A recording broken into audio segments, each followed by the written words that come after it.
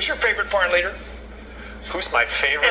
Just name anywhere in the country, any one of the continents, any country. Name one foreign leader that you respect and look up to. Anybody.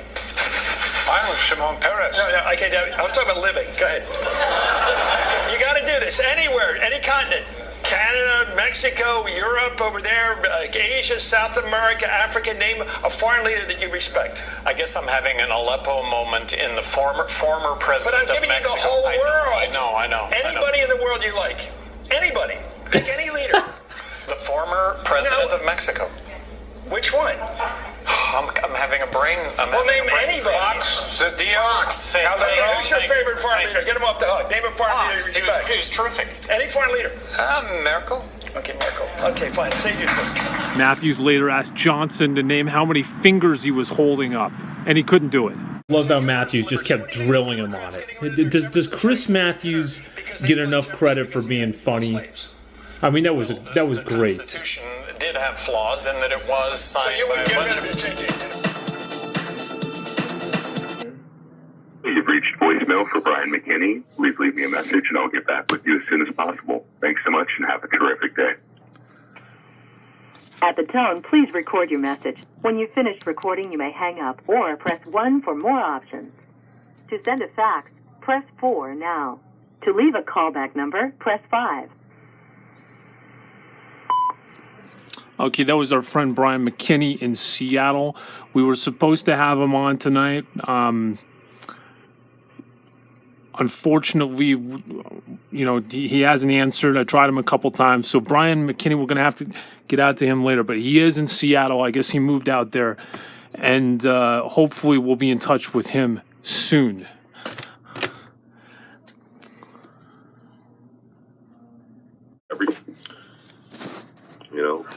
I guess building up and quite different than it was just a number of years ago. And now, you recently moved to Seattle. How long ago?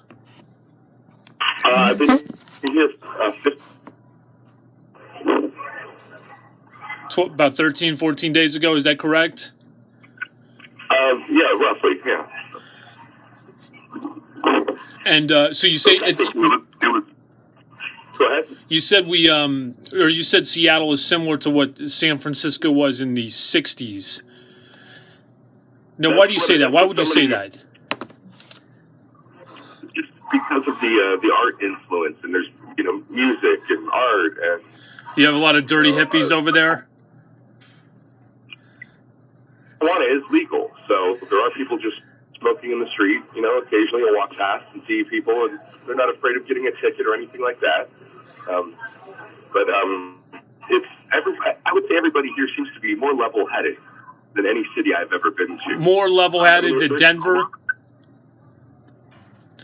Yes, because you've got all these Nebraskaites or Nebraskans, yeah, I know, walking around Denver, and so it's a big city, but you've got more hicks there than any big city I'd ever spent much time in, let alone 8 years. A lot of Midwesterners. A lot of Midwesterners, that's right. It's a different experience versus this big city because, you have your share of insane people ranting and walking down the street. Dan Elquist. There's folks that he's the same crazy, right? His rants are about a topic, but he's just going on and on. But these folks it's imaginary, a lot of it is. So they've got schizophrenics. There are a number of folks that society would like to just sweep under the carpet. I've seen that, but there's opportunities for those who are ready to to contribute to society or have something and even help for those who don't. When was one of my friends here? One of the first people I met, this nice lady. She has her quote on Facebook. It says that it's not what you're entitled to; it's what you negotiate. That life is not what you're entitled to; it's what you negotiate. That's interesting. I've been over the last day, and I think she's right. Yeah, we have things that could happen and in life, and sometimes they do, sometimes they don't. But usually, we make our own destiny. It seems like it. So either that's success or that's failure. When was the last time you were in San Francisco? Let's see. The last time I was in San Francisco probably about 15 years ago. So it's been a number of years. It was before I was married. Twice in the year 2014, July as well as October. Haight-Ashbury.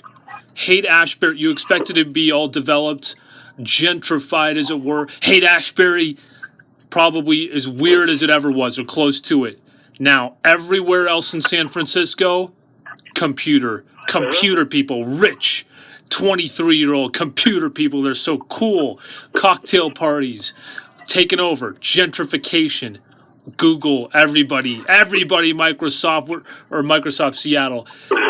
Very, very hoity-toity.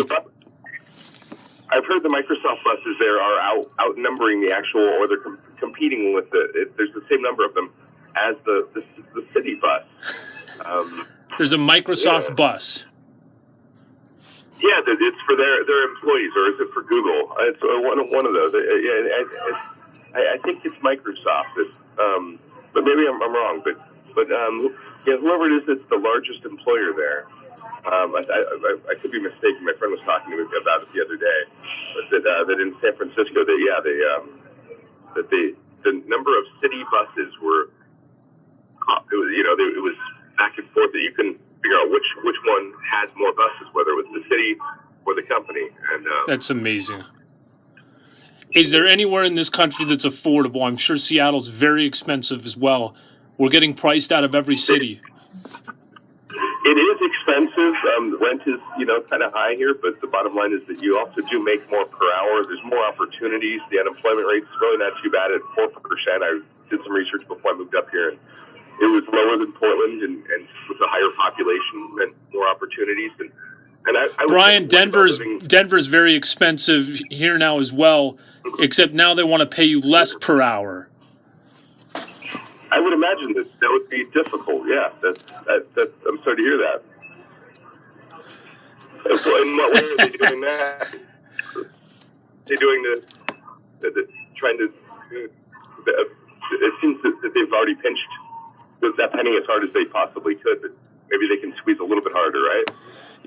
I imagine there's just a bunch of roommate situations, 4 or 5 people living in a one bedroom. Of course, my friend Fareed, one time I was living in Britannia Heights, 1-bedroom apartment, maybe 600 square feet, 650, and he wanted me to get involved in a roommate situation. I said, no, I just, I don't have enough space. And he said, no, you could probably get 7, 8 people in here. Well, oh my God. So that, the mentality of a Malaysian. Of course, he's from Kuala Lumpur. I had a friend that did that. That they would have 3 or 4 people in one bedroom when they were like 20 years old, that way they had more money to go out drinking and things like that. But that seems a little awkward, I would say. So when you're recovering from that crack binge, you don't have really the privacy that you'd like, because you've got your roommate, 3 roommates moaning and groaning about 10 feet from you. But of course, misery loves company, so maybe you could share a shot at tequila with you. Brian, wanted interview. Please, I want to do it again soon. I'm at work. There might be guests at the front desk. Great interview. Thank you so much. Well, thank you. Thank you so much. I appreciate it. You're the best. Hey, you are. Have a great day. Thank you. We'll catch up soon. Bye.